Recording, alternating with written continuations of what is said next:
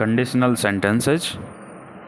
इस टॉपिक के ऊपर ज़्यादातर एग्ज़ाम्स में सवाल दिख ही जाते हैं, काफ़ी ईजी रहता है। 3-4 टाइप के कंडीशन बनते हैं, प्रेजेंट का, पास्ट का और पास्ट परफेक्ट का। तो सबसे पहले देखेंगे कंडीशन कौन कौन से शब्द बताते हैं। If, as if, suppose, provided, in case, when, lest, after, as soon as, until, till, it, etcetera. तो इस टाइप के जो वर्ड है ये हमें कंडीशन बताएंगे। तो सेंटेंस में आपको जहाँ भी दिख जाए समझ लेंगे कि वो कंडीशन वाला पार्ट है। शुरू करते हैं। प्रेजेंट टेंस, प्रेजेंट टेंस में कंडीशन हो तो फिर वहाँ पे प्रेजेंट इंडेफिनेट का यूज करेंगे और नेक्स्ट वाले पार्ट में फ्यूचर इंडेफिनेट का यूज करेंगे। तो if I come to Delhi I will meet you, यहाँ पे गलती कैसे देगा, यहाँ पे गलती देगा कंडीशन वाले पार्ट में भी फ्यूचर लगा देगा, शैल विल लगा देगा, जो कि गलत होगा, हमें हटा देना है। सिर्फ प्रेजेंट इंडेफिनेट के लिए वर्ब की फर्स्ट फॉर्म या डू डज रखना है। तो if I come to Delhi I will meet you, Hindi में अच्छा लगता है कि मैं दिल्ली आऊँगा तो मैं आपसे मिलूँगा, लेकिन इंग्लिश में ये कंडीशन आज करंट में फुलफिल हो रही है और मिलेगा वो फ्यूचर में।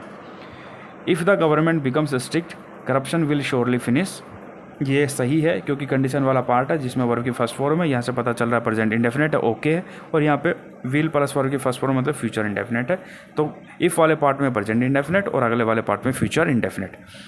Third, C, I will help you provided you will mend your ways, यहाँ पे विल गलत है। क्यों? क्योंकि कंडीशन वाला पार्ट इसके बाद में आ रहा है। ज़रूरी नहीं कि कंडीशन वाला पार्ट हमेशा पहले हो, कंडीशन वाला पार्ट बाद में भी आ सकता है।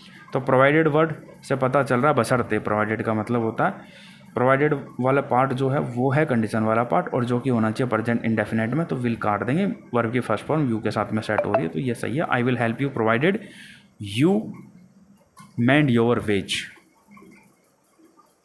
D, suppose if you are late you will be in trouble. अब यहाँ पे ये कंडीशन वाला पार्ट है जो कि प्रेजेंट इंडेफिनेट में है और अगला वाला पार्ट फ्यूचर इंडेफिनेट में। टेंस तो सही है लेकिन गलत होगा।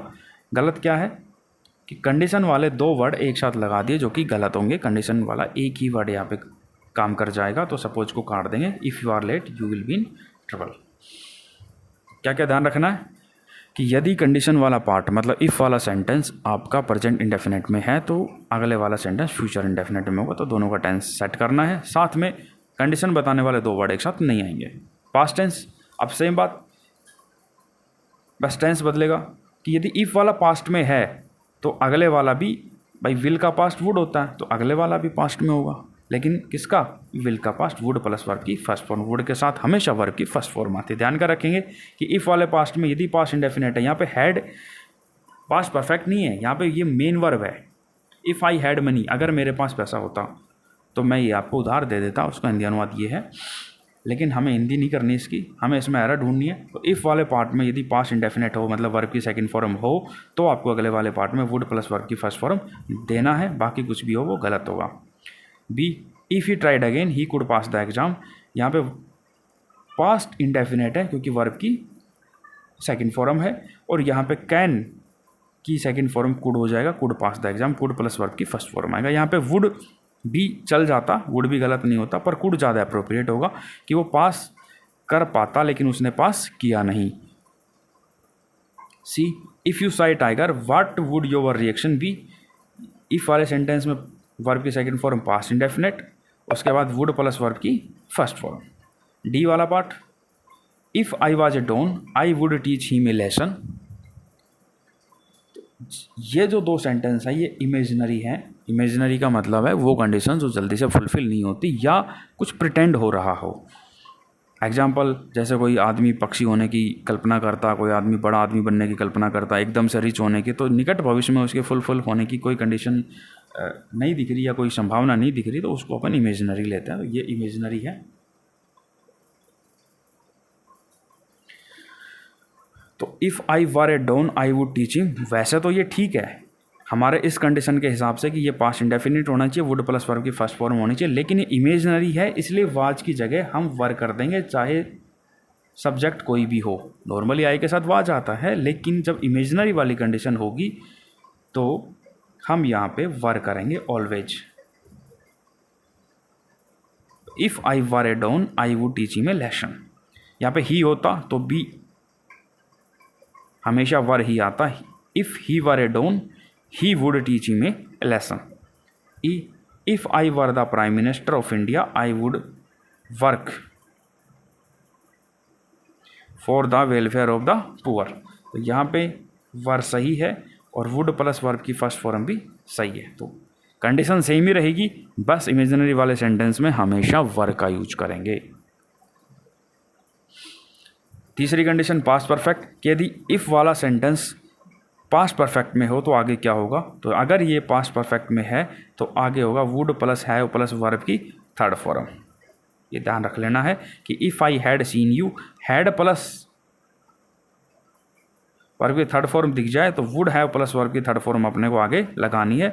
और अगर हम इफ़ हटा दें, खाली हैड आगे लगा दें, तो had I seen you, I would have stopped my car, दोनों सेम है। या तो if I had seen you या हैड आई सीन यू, दोनों सेम है। हैड को हम आगे लगाने से ये इन्वर्जन हो जाता है और इसका मतलब कंडीशन वाली बात ही बताएगा। तो ऐसा ही आ सकता है या ऐसे आ सकता है, लेकिन हैड प्लस वर्ब की थर्ड फॉर्म है तो आगे वुड हैव प्लस वर्ब की थर्ड फॉर्म हमें चाहिए। चौथा क्या कह रहा है कि अनलेस अगर आपको किसी पार्ट में दिख जाए तो उस वाले पार्ट में हम नोट का यूज नहीं करते, नोट नहीं लगाएंगे। तो ये डोंट को हम काट देंगे। तो unless you work hard you will not pass, ये सही हो जाएगा। फिर दोबारा से रिकैप कर लेते हैं।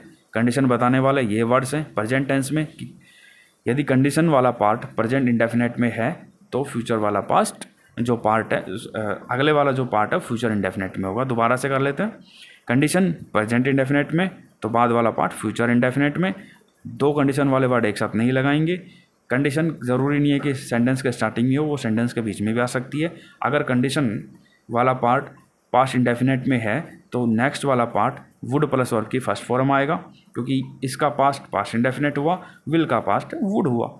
आगे इमेजिनरी सेंटेंस में ये भी पास्ट टेंस का ही एक एडिशनल रूप है कि अगर इमेजिनरी सेंटेंस है और कंडीशन वाले में कोई भी सब्जेक्ट लगा हुआ है उसके साथ हम वर लगाएंगे हमेशा, उसके आगे वुड प्लस वर्ब की फर्स्ट फॉर्म लगाएंगे। तीसरा पास्ट परफेक्ट, अगर कंडीशन वाले पार्ट में हैड प्लस वर्ब की थर्ड फॉर्म दिखे तो आगे वाले पार्ट में वुड हैव प्लस वर्ब की थर्ड फॉर्म लगा देंगे।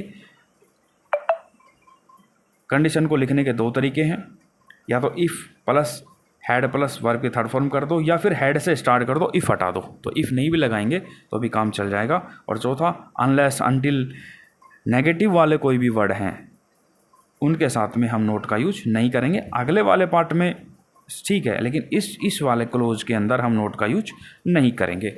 ओके।